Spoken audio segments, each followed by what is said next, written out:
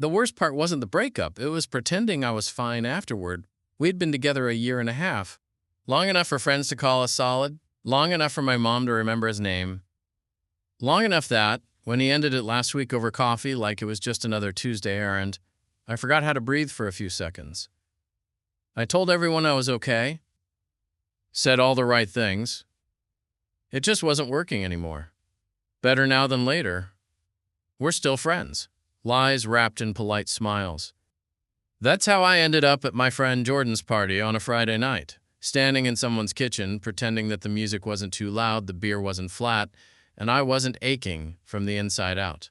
I lasted 20 minutes before I ducked into the hallway and opened the first door I could find that didn't have voices behind it. Bathroom. I locked it behind me and sank to the tile floor. It hit me all at once, like it had been waiting in my chest for days, ready to break open. I didn't sob loudly.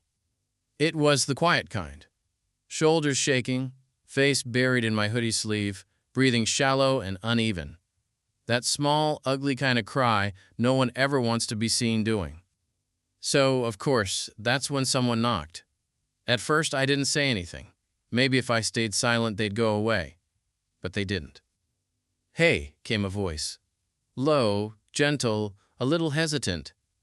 "Sorry to bug you. I heard something. Are you all right?" I froze. "Sorry," I said, trying to sound normal and completely failing. "Occupied," I figured. "I'm not here to pee, I swear," he said. There was a short pause, then, "Look, I'm not trying to be creepy, I know what a bad cry sounds like. I didn't say anything." "Want me to leave?" he asked after a beat. I opened my mouth to say yes, but what came out was, "No, can you stay there?" He didn't answer right away, but I heard the sound of him sitting down just outside the door, the faint rustle of jeans against wood, the creak of the old floorboards. "You want to talk about it?" he asked. "No." "Cool," he said softly. "I'm still here." The silence that followed wasn't uncomfortable. It was oddly steady, like someone holding a corner of the blanket while you're buried under it. Just so you know, you're not totally alone. After a while, I wiped my face and sat up straighter. My voice cracked when I spoke again. "He broke up with me last week. My boyfriend." A pause. Then, "Shit, I'm sorry." I let out a small, bitter laugh. "It's fine. It's not. But whatever. I shouldn't even be here." "What? At a party?" "At this party. Pretending I'm okay? Pretending I don't care that he's probably flirting with some guy at a better party?" More silence. Then the guy outside the door asked, "You want to know something kind of embarrassing?" "What?" "I've definitely cried in that same bathroom. About a guy." I sat on the edge of the tub with a bottle of vodka and a blanket I stole from the laundry room. That made me laugh. A short, surprised sound. "You serious?" "Oh yeah. 3 years ago." His name was Chris. He said I was too sensitive. I cried so hard I accidentally texted my boss instead of my sister. I wiped my eyes again, the crying slowing down into that weird post-sob exhaustion. "What'd your boss say?" "She sent me a meme of a sad cat and told me to take the day off." I shook my head, chuckling. My stomach still hurt, but something about his presence made it less sharp. "I'm Ben," I said finally. "I'm Tyler. Nice to meet you. Through a door." He laughed softly. "Yeah, it's very romantic." I rested my head back against the bathroom wall. Tyler didn't leave. He stayed there, on the other side of that door, while I collected myself. Not trying to fix anything. Not trying to cheer me up. Just being there. And somehow, that meant everything. Eventually, I stood up. My legs were stiff, my eyes puffy, and I looked like hell in the mirror, but for some reason, I didn't care as much as I thought I would. I cracked the door open slowly, half expecting him to be gone, that maybe I'd just imagined the whole thing. But Tyler was still there, sitting with his back against the hallway wall, arms resting loosely over his knees. He looked up at me, gave a small smile. Hey, I replied, voice scratchy from crying. Bathroom's all yours now, I said awkwardly, stepping aside. He raised an eyebrow. I wasn't actually waiting to use it. Right. I remembered that. I nodded, then just stood there, like I didn't know what to do next. Tyler stood, brushing his hands against his jeans. He was taller than I thought, lean but broad-shouldered, wearing a plain black hoodie and jeans that had definitely seen better days. He had this kind of quiet presence, like someone who didn't need to fill silence with noise. You want to get out of here? He asked. I blinked. Like, leave the party? Yeah, he said casually. We don't have to go far, just somewhere quieter. You look like you could use a breather. I should have said no. I didn't know this guy. I'd literally just met him 10 minutes ago through a bathroom door, but something about him felt safe, familiar, even though we weren't. My brain had been screaming all week, and now, standing in the hallway with him, it finally felt quiet. Okay, I said. He nodded, like that made sense, then led the way down the stairs. The party was still going strong, music thumping underfoot, voices echoing from the living room. I kept my head down as we passed through, hoping no one noticed me, and followed Tyler out the front door. The air hit me like a reset button. Cool, crisp night. Not cold, but enough to feel fresh against my skin. Tyler motioned toward the sidewalk. There's a diner a few blocks from here. Still open. You're offering me pity pancakes? I'm offering you distraction pancakes, he corrected, smirking. Very different. I let out a low laugh. All right, lead the way. We walked side by side under the orange glow of the streetlights, our steps falling into sync. I kept sneaking glances at him. He walked with his hands in his hoodie pocket, shoulders slightly hunched forward, like someone used to taking up as little space as possible. So, how do you know Jordan? I asked, mostly to keep my mind off things. My roommate is her cousin, he said. Dragged me to one of her parties last year, and I've been showing up for free beer and decent playlists ever since. Same roommate drag you to this one? He shook his head. Nah, this one I came to on my own, regretting it until a few minutes ago. That made something flutter in my chest, but I didn't know what to do with it, so I stayed quiet. We reached the diner, one of those old-school places with neon signs and plastic booths. It wasn't fancy, but it was warm and bright and smelled like syrup and grease. We slid into a booth by the window, the kind where the seat squeaked under your weight. 2 coffees? The waitress asked, barely looking up. Tyler nodded for both of us. And a short stack? Make it 2, I added. When she walked off, he looked at me, amused. Told you, distraction pancakes. I gave a small smile. You were right. We sat in silence for a minute, the kind that would have been uncomfortable with someone else. But with Tyler, it felt okay. Like I didn't have to fill every second. After a while, I found myself talking. I think what hit me the hardest wasn't that he broke up with me. It was that I didn't see it coming, I said, fiddling with a sugar packet. Like, we were still making plans. We had concert tickets. And then one day, he just sat down across from me and said he didn't feel it anymore. Tyler's face stayed open, patient. That sucks. I nodded. I kept thinking if I'd just said something differently or paid more attention, maybe I could have stopped it. But then I remember he made up his mind before I even got the chance to speak. He didn't interrupt. He didn't jump in with advice or try to spin it into something positive. He just listened. I think I hate that the most, I continued. How someone can decide they're done with you and you don't even get to argue. Tyler leaned forward slightly, elbows on the table. You ever think that says more about them than it does about you? I blinked. What do you mean? If he really cared, he would have talked to you before it got to that point. You don't just wake up one morning and stop loving someone. He probably knew for a while, but didn't have the guts to say it. That thought landed like a weight in my chest. Not a bad weight, just a heavy truth I hadn't let myself sit with yet. I don't know, I said. I don't want to hate him. You don't have to, Tyler said, shrugging. But you also don't have to carry his silence around like it's your fault. The pancakes arrived just then, and I was glad for the pause. I didn't trust my voice anymore. We ate in companionable silence for a few minutes. The food helped, warm, grounding. I hadn't realized how little I'd eaten in days until that first bite hit my stomach. "You always rescue strangers from bathroom breakdowns?" I asked eventually. He grinned, mouth half full. "Only the cute ones." I nearly choked on my coffee. "Sorry," he said quickly, holding up a hand in mock surrender. "Too soon?"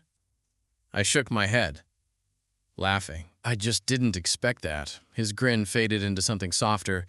"You deserve something unexpected, something good." I didn't know what to say to that. My face felt hot.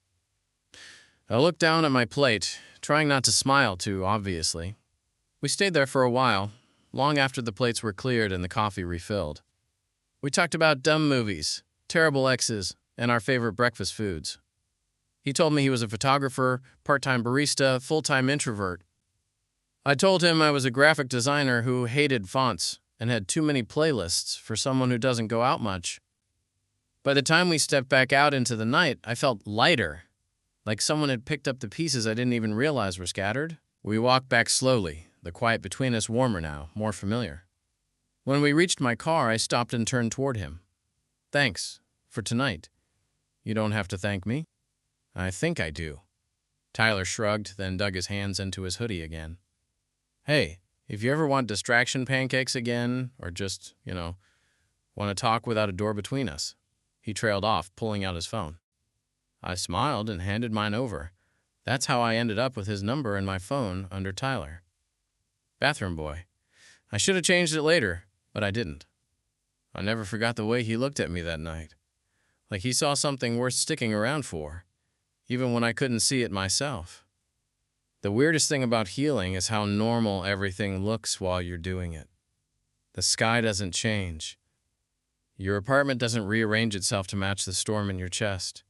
The world just keeps going. You brush your teeth, you buy groceries, you scroll, you work, you move, and then suddenly you realize it's been 4 days since you last thought about texting your ex. It wasn't instant. It wasn't even obvious. But something shifted after that night with Tyler. Like someone cracked a window open in a stuffy room I didn't know I was suffocating in. We didn't text the next day. Or the one after.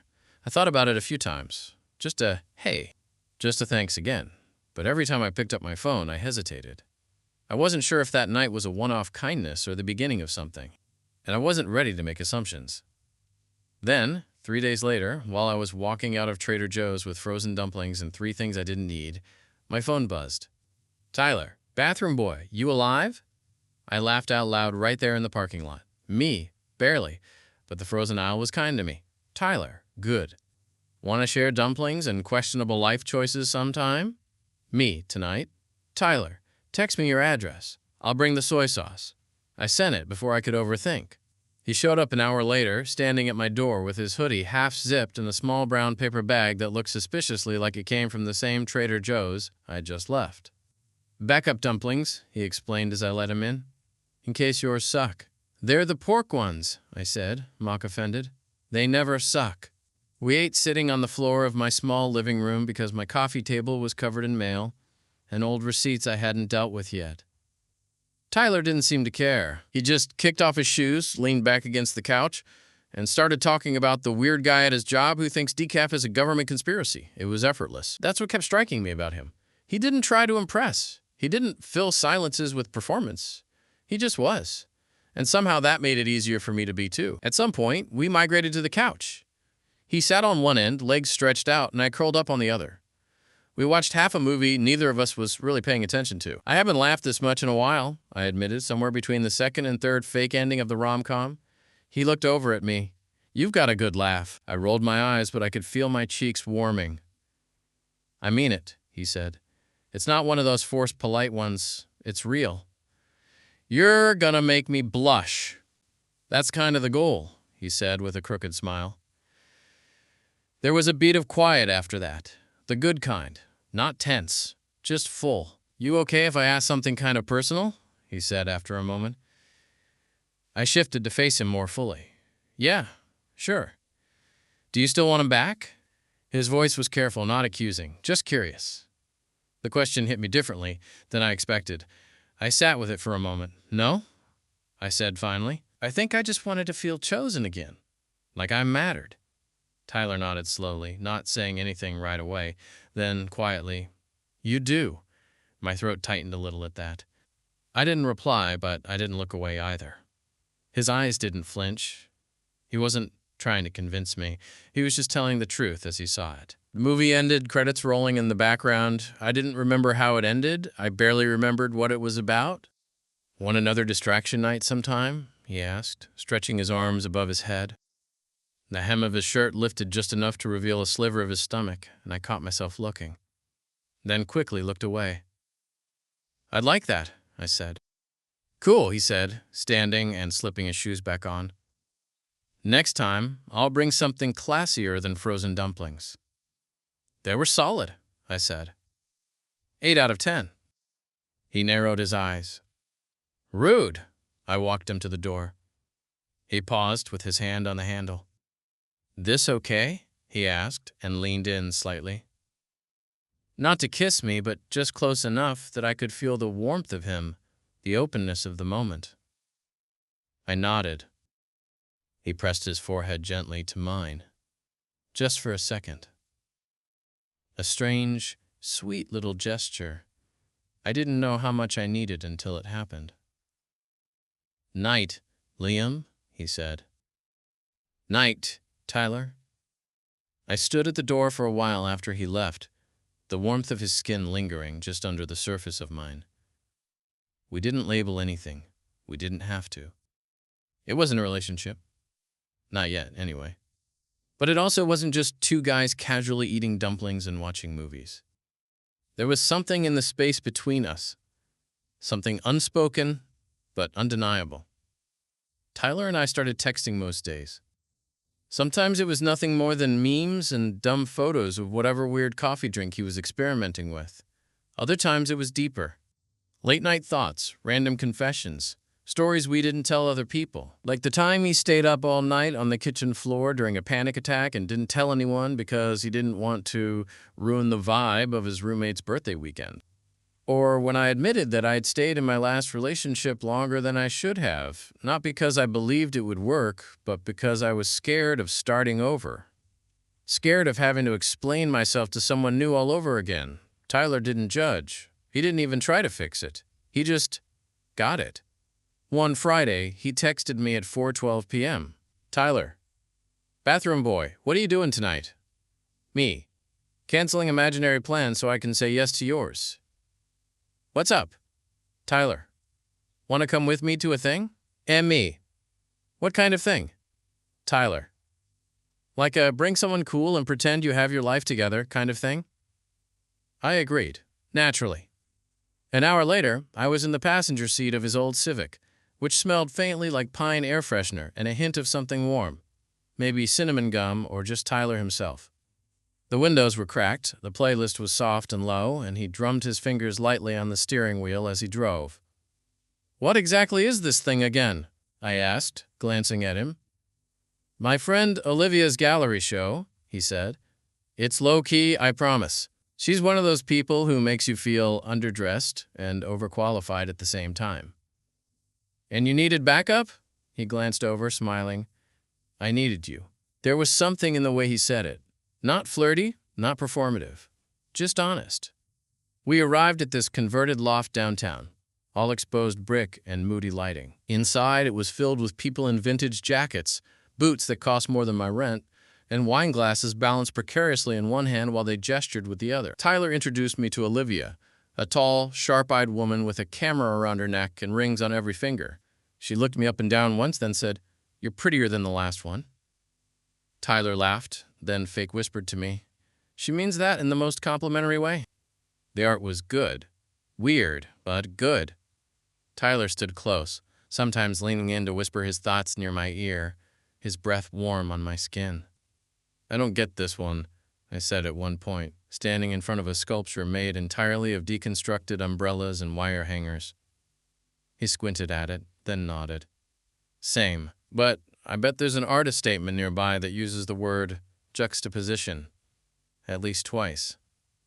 I burst out laughing, too loud for the quiet of the room. A few people glanced over.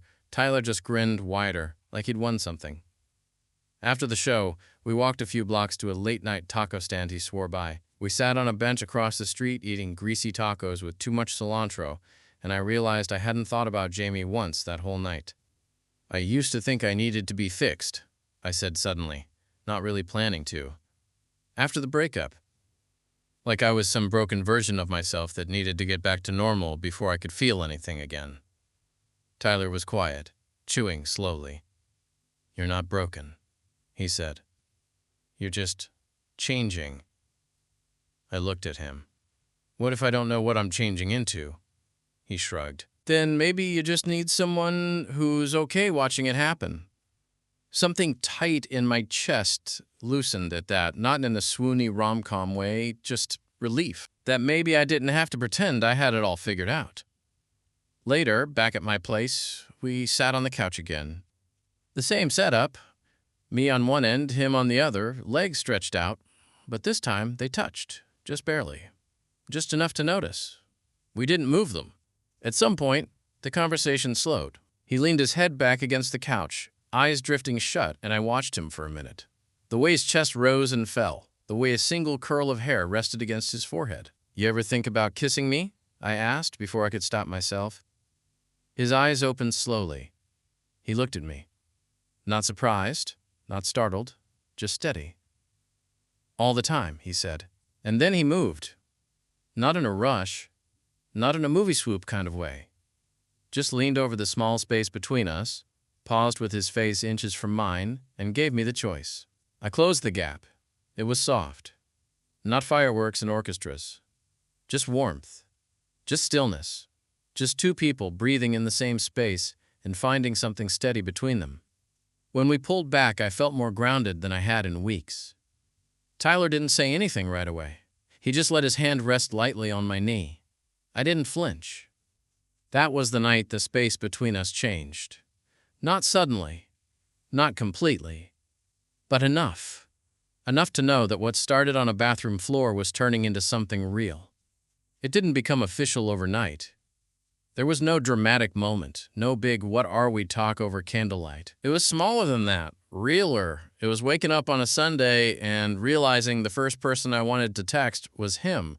It was seeing a weird dog at the park and knowing he'd get the joke if I took a photo. It was letting him leave his hoodie at my place without pretending it was temporary. He'd show up with takeout and kick off his shoes before I even said hi. I'd leave my Spotify playing because I knew he'd make fun of my playlists. We started brushing our teeth together some mornings, one of us using the mirror, the other leaning against the doorframe, just existing in that kind of easy closeness people don't talk about enough. That's how I knew.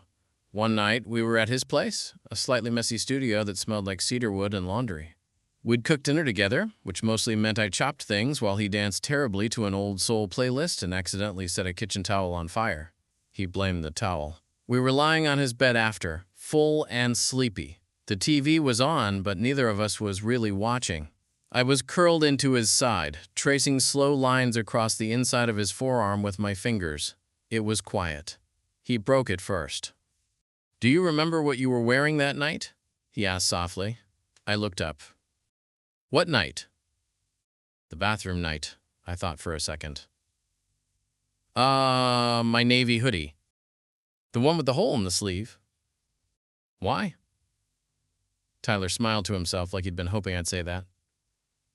"You were sitting on the floor when I knocked." I didn't know if I should say something or just leave. But then I saw the bottom of that hoodie through the gap in the door, and something about it made me stop. "That hoodie made you stop?" I teased. "It wasn't the hoodie. It was the way it looked like you were trying not to exist.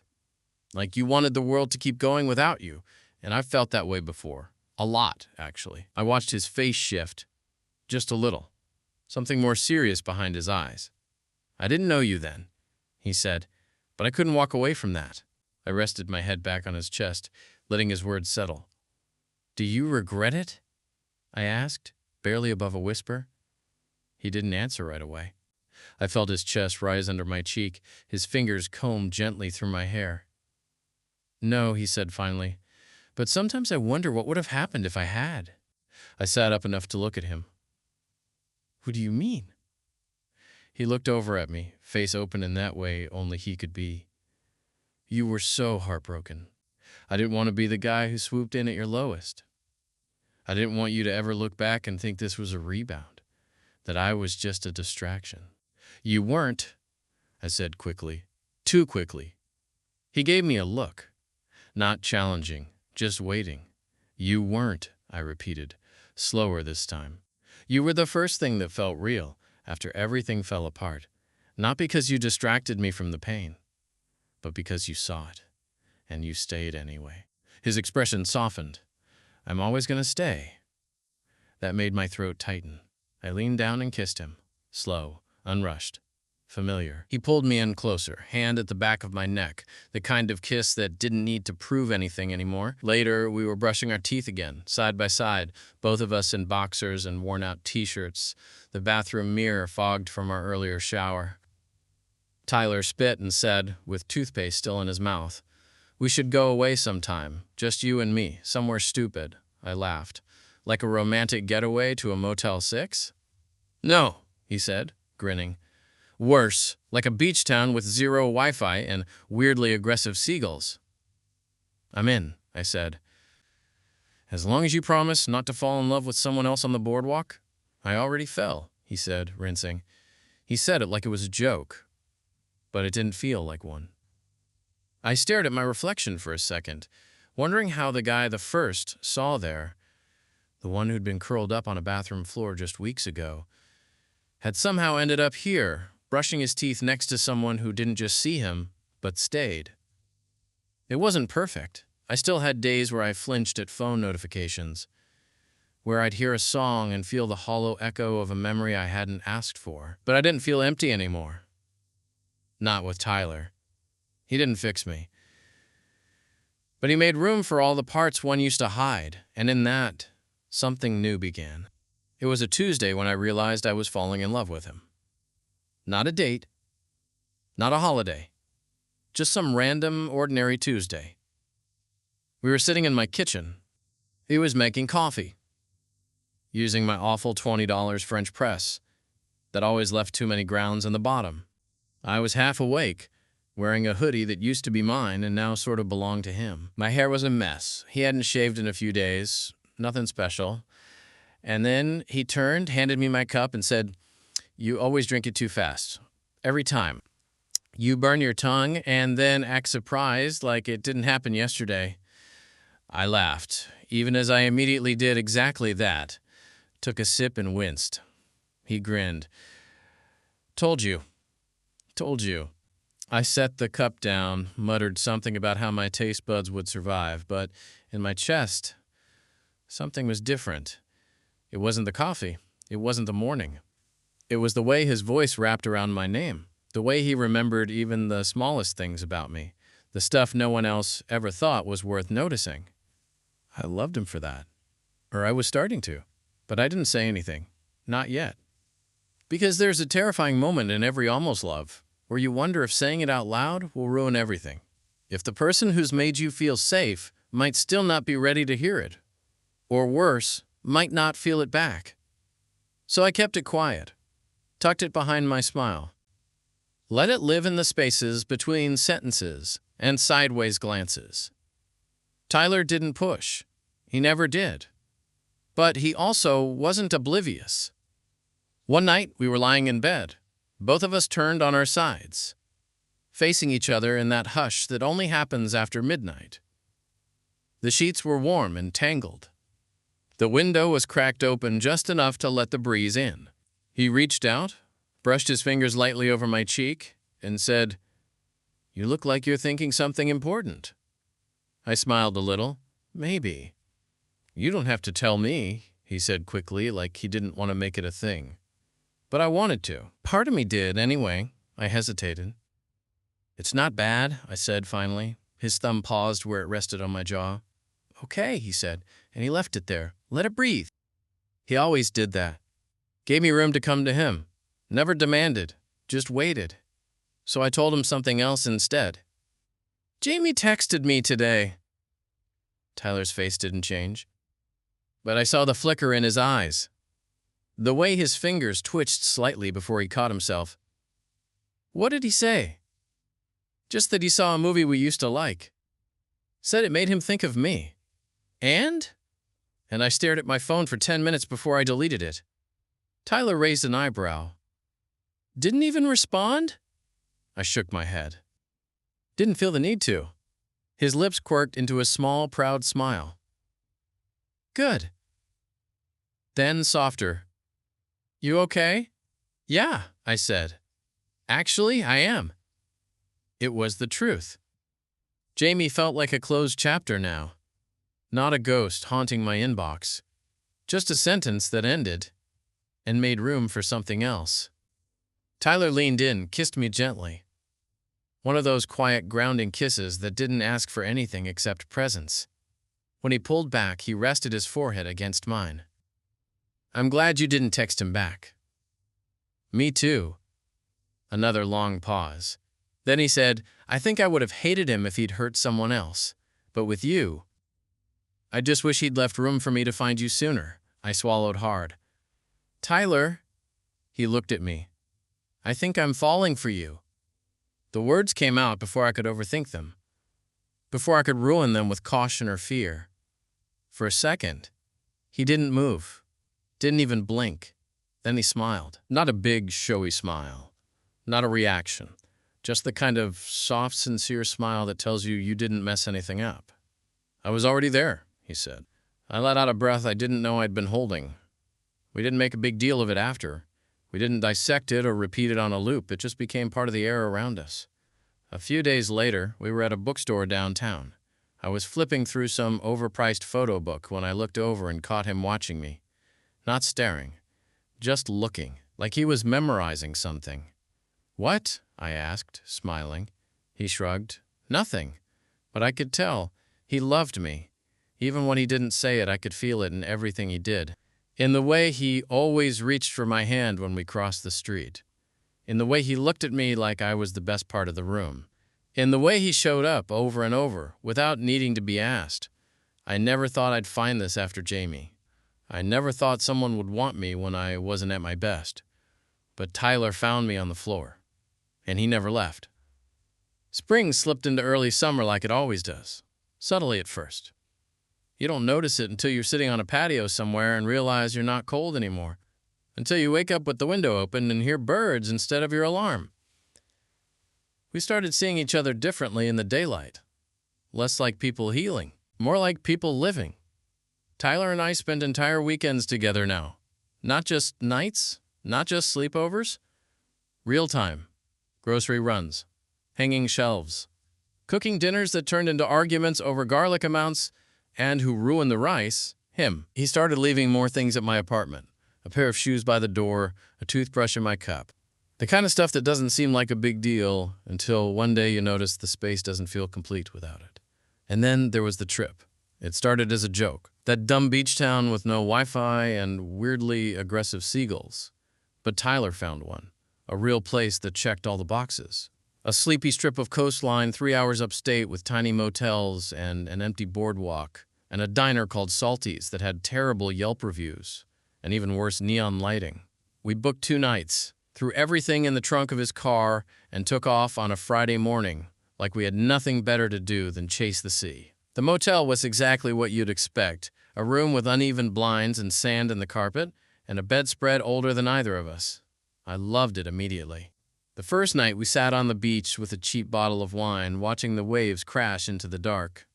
There were other couples out there, scattered along the shore like little moments waiting to happen. Tyler was behind me, arms around my waist, chin resting on my shoulder. I used to come to places like this alone, he said quietly. Just drive, get away, pretend I was someone else for a while. Who'd you pretend to be? He shrugged. Someone less lonely, I guess. I twisted to face him. Are you still pretending now? He looked at me for a long second. No, he said. This is the most real I've felt in a long time. The next morning, we walked the whole boardwalk. All 6 stores and one suspiciously empty arcade. Tyler bought us matching t-shirts from a tourist trap that read, I got crabby at Westport Beach. I wore mine for the rest of the trip. We had breakfast at Salty's, where the eggs were rubbery and the toast was somehow both burnt and cold. but we laughed through the whole meal. He kept stealing fries off my plate like it was a challenge. I let him. That night, we shared the motel bed without question. He was warm and close and kept shifting in his sleep like he was trying to find me, even while dreaming. I stayed awake just long enough to watch the rise and fall of his chest and think, God, I hope this lasts. Back home, things felt different. Not in a bad way, just deeper. More real. There was a day not long after that, a lazy Sunday, where we did absolutely nothing. I mean, nothing. We didn't leave the apartment. We barely even moved off the couch. We watched reruns. Ordered bad Chinese. He fell asleep with his head on my lap while I scrolled through job listings I wasn't really interested in. And at some point, while running my fingers through his hair, I realized this was it. This was the version of love I never knew I wanted. Not the dramatic kind. Not fireworks or grand gestures. Just someone who stayed. Someone who made it easy to breathe. Someone who knew how I liked my coffee and what song made me cry, and the exact spot on my neck that made me flinch when he kissed it. Tyler stirred and blinked up at me. You're staring. Yeah? He smirked. You gonna marry me or something? My heart jumped. Just for a second. I laughed it off. Is that a proposal? Nah, he said, eyes closing again. Just an observation. You've got that look. What look? This is it look. I didn't say anything. Because he was right. This was it. I never told Tyler this, but for weeks after the breakup, before I met him, I had this quiet fear that I'd become someone unlovable, not dramatic, not even all-consuming. Just this low, consistent hum in the back of my mind. What if this is it? What if I'm too much, or not enough, or too broken in all the wrong ways? I thought love would need me at my best, but Tyler met me at my worst, and stayed. It wasn't just about the moment in the bathroom, though, yeah, that changed everything. It was the way he made space for me after that, the way he never flinched when I needed time, the way he didn't expect perfection and never offered some version of it himself. He showed up messy and kind and honest. He let me be the same. We weren't perfect. We had our arguments, mostly over dumb things like who left the freezer open or whose turn it was to clean the drain. Once, he stormed out after a fight and came back an hour later with a plant he didn't name but started watering like a peace offering. We called it Bruce and kept it alive out of spite. That's the kind of love we built. Not flawless, but real. 1 year after we met, I found myself standing in front of the same bathroom door at another house party. Different friends, different place, but something about it made my chest tighten with memory. Tyler was across the room, laughing at something, beer in one hand, hoodie sleeves pushed up to his elbows. He looked good, happy, relaxed. I slipped away quietly, not sad, just thoughtful. I pushed open the bathroom door, locked it, and sat on the edge of the tub. I didn't cry, I just breathed, thought about how far I'd come. And then, like clockwork, someone knocked. A pause. Then, hey, you okay in there? I blinked. Smiled. Yeah, I said, standing up. Just remembering something. When I opened the door, it wasn't Tyler. Just a random guy who looked mildly concerned. He blinked at me. Sorry. Thought I heard something. I waved it off. You're good. He nodded, already turning to leave. And then I felt a hand on my shoulder. Warm. Familiar. Tyler. Hey, he said, eyes flicking between me and the guy. Everything all right? Yeah, I said. Just had a moment. The other guy gave us a polite nod and disappeared back into the crowd. Tyler stepped into the bathroom with me and shut the door gently behind him. You okay? He asked, voice softer now that we were alone. I nodded. I was thinking about this time last year. He looked around the room, realized the mirror, the tiles, the layout. It all echoed that first night. His expression changed. Wow, he murmured. Yeah. We both leaned against the counter, shoulders touching. You know, he said. I never thought I'd meet someone like this.